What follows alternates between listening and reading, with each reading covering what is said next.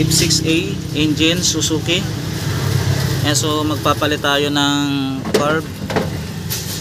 Ayan, so ang issue mga kabrom-brom, so sira yung kanyang throttle. Ayan, so naglalak sa sobra na rin kalumaan. Ayan, so papalit tayo ng carburetor. Ayan, so ito yung kanyang carburetor.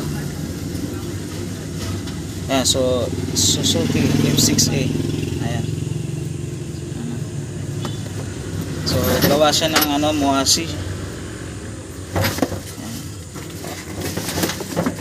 Ito yung ating ipapalit. Ito yung bago. Ayan, so papakita ko sa inyo.